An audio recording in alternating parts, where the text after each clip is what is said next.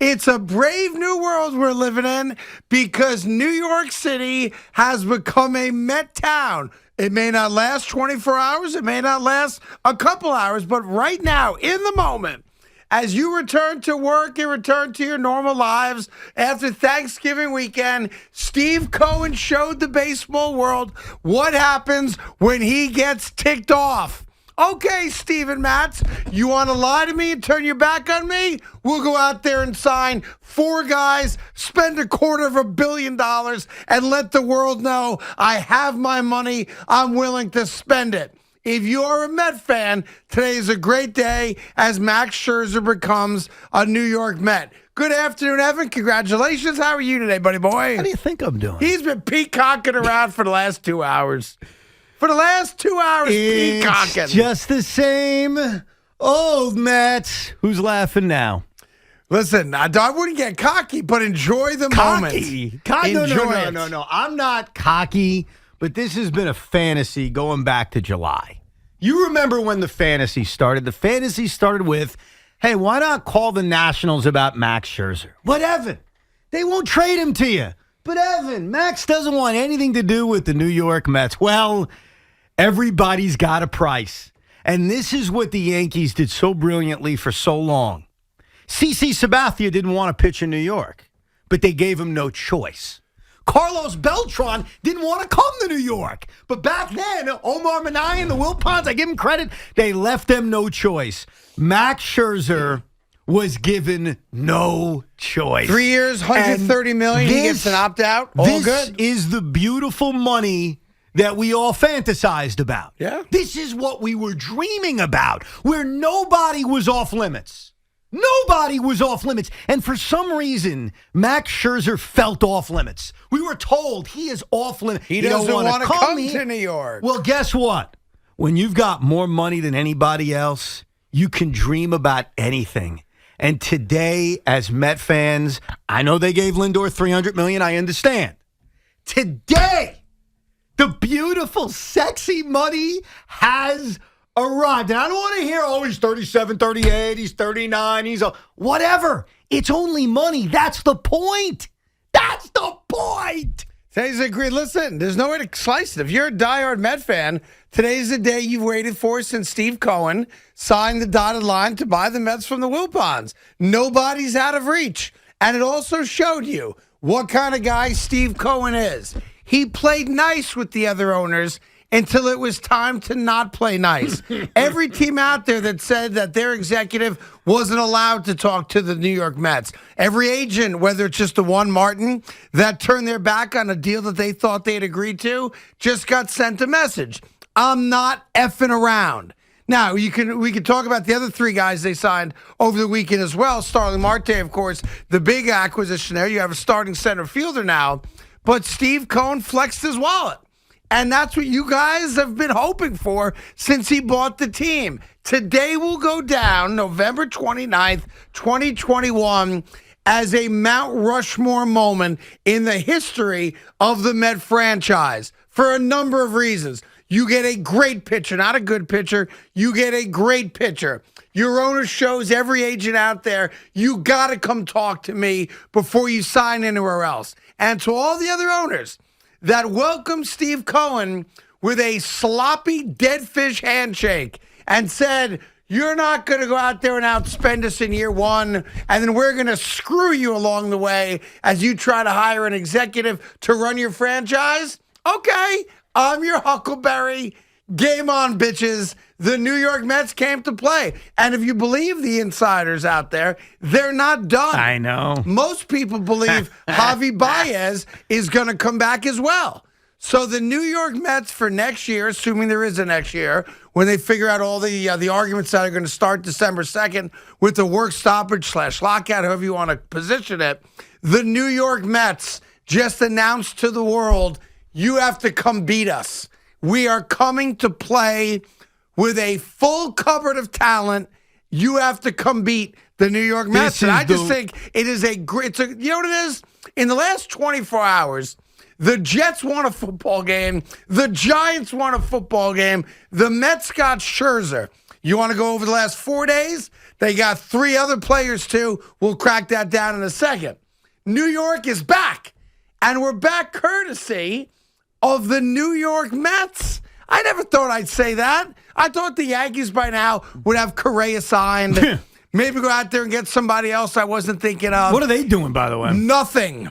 Right now, the Yankees, I don't even think they have a prospect. And does this affect signing somebody? Does this affect them? It does and it doesn't. If George was around, we know what would have happened. I mean, we could speculate, but Correa would have been signed a minute after they got the Mets announced the deal for Scherzer. There would have been a response, because I think one thing that's also going on, and obviously today is a Met day, is that the Yankee fan is kind of looking up saying, wait a second, what about us? You know how many tweets I got today of Brian Cashman sleeping on the street from the Covenant House a week and a half ago? Yes. He's not still on the street. He's not sleeping.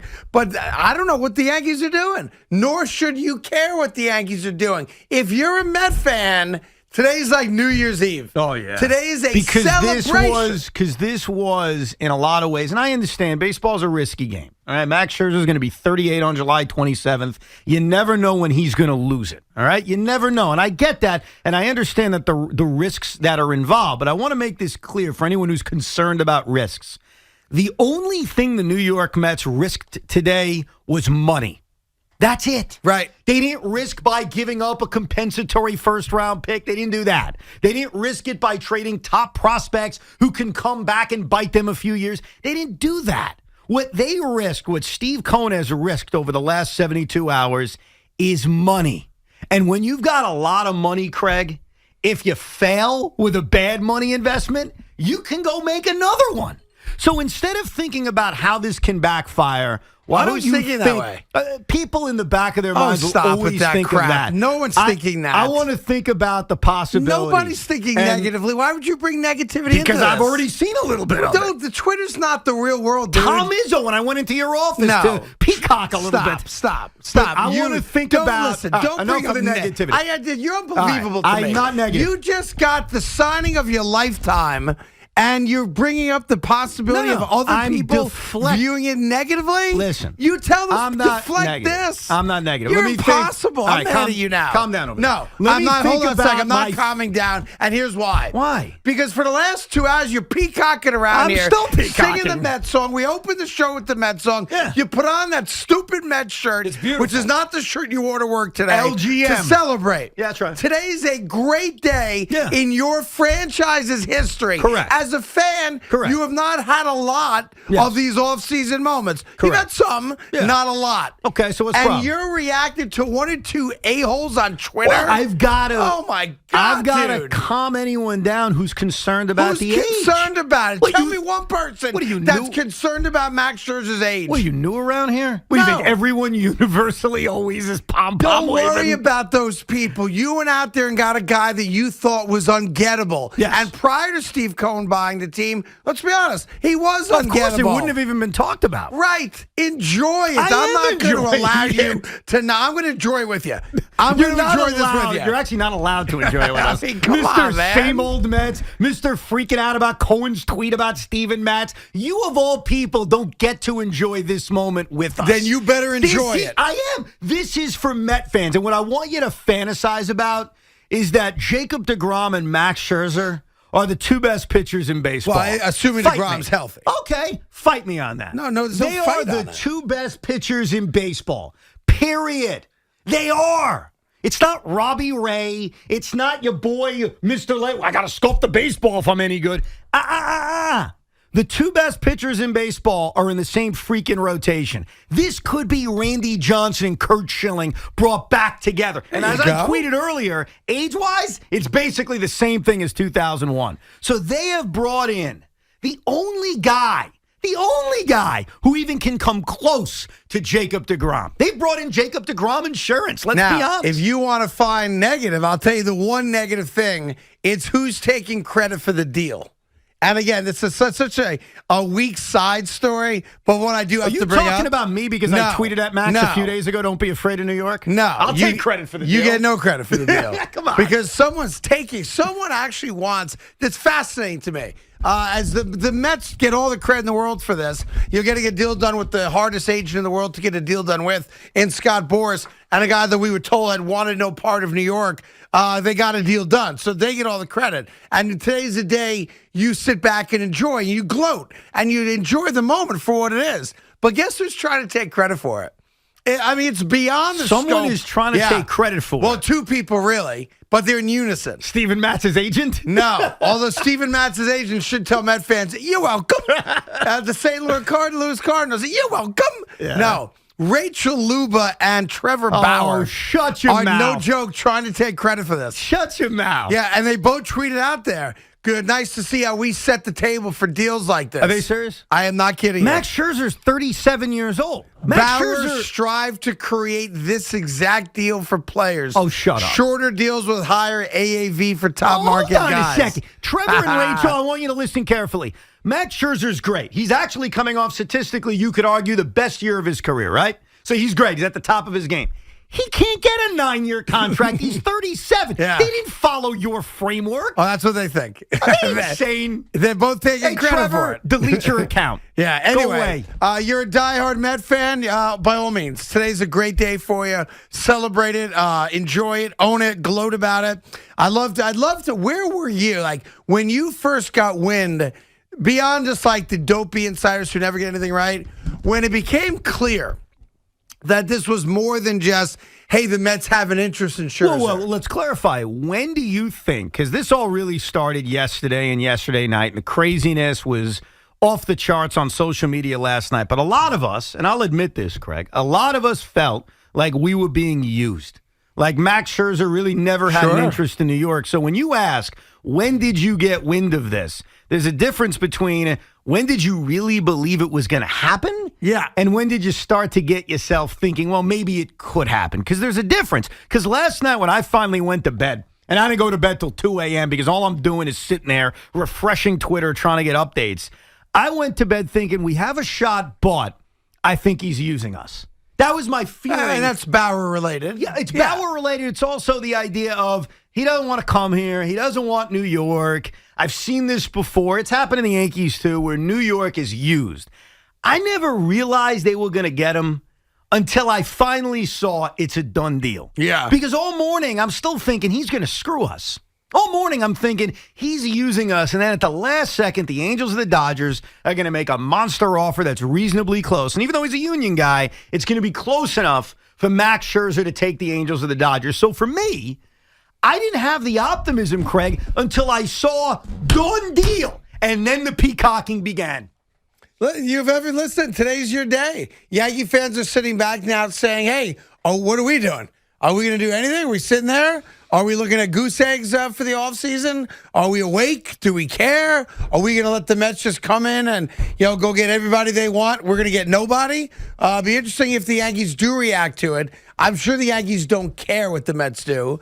But at the same time, the Mets just became the highest payroll in baseball, most likely for this upcoming season.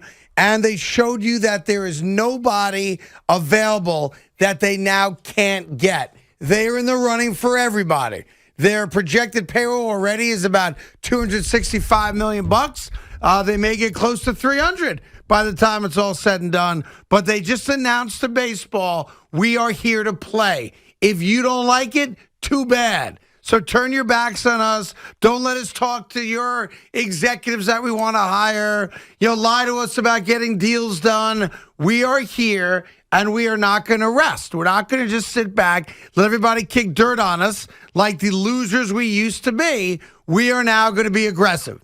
And if Steven Matz's agent lies to us or, goes and does a deal behind our back, we can tolerate that because we'll pivot. And we'll pivot to something bigger and better. Because I'll tell you something right now. In my opinion, Syndergaard, Gausman, who apparently turned down $120, took less to go to Toronto. Syndergaard, Gausman, Matz. Am I missing somebody? No. 3 guys who the Mets wanted very badly, made offers to. All 3 of those guys turned their backs on the Mets. So the Mets went out and got the best pitcher you could get. What's funny about that, Craig, is that to me, when I was listing the guys I preferred, Max is a clear number 1. So if Kevin Gausman didn't turn down the Met offer and he took a little bit less to go to Toronto, what would have happened?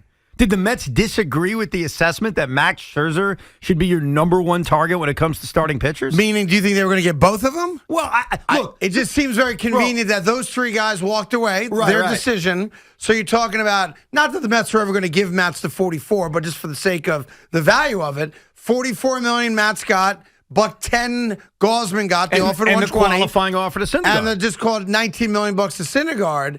They all said no. So the Mets said, well, we got the money. We're not going to sit on our wallet. We're going to go spend that money. What's exciting about the Gausman-Scherzer thing, less Syndergaard and Mats, because I think if they sign Mats, maybe they're less interested in a guy like Gausman, is that there's no limit to this payroll. Like you just mentioned, their payroll is projected right now to be about 260, 265. Who's to say it's not going to be 290? Or 300. It might be. Or 310. Like, I can't rule out Javier Baez or Chris Bryant. I can't even rule out keeping Marcus Stroman at this point. Well, Stroman is making it very easy for the Mets to walk away. He's basically called everyone in the organization a racist. Listen, I understand that, but That's a tough one to swallow. But the Mets would still prefer to add another starting pitcher. He also and Marcus Stroman is the best guy out there. I agree. Stroman's made it very difficult for the Mets to bring him back, and he's made, I think, some really bad mistakes on social media. One, liking an offensive anti-Italian tweet that he can't walk himself away from. Well, he claims that was Photoshopped, He can't walk away from that because he did it. Number two, he's basically accused everyone in the world of being a racist. Number three, he came out and said that the Mets don't want him back, and he's good with that because he'll get more money elsewhere. So Marcus Stroman has made himself, and I don't know why, because it's shooting yourself in the foot, but he's almost taken the Mets off the table as a bidder even, which we'll get into later because it just makes no sense to me. It's just bad business to do that, and yet he did it. Meanwhile, the Jets and Giants both won yesterday. Let's be honest. They're the most unwatchable wins you're ever going to get in the NFL, and they're both trumped now by what the New York Mets did. Doesn't mean we won't get to some football today. We will, but the focus out of the gate clearly is on the joy and passion that you losers have. You got a 37-year-old ace, and if DeGrom is healthy, big question mark, you by far have the best 1-2 combination in all of baseball, and maybe all of baseball for a very long time historically.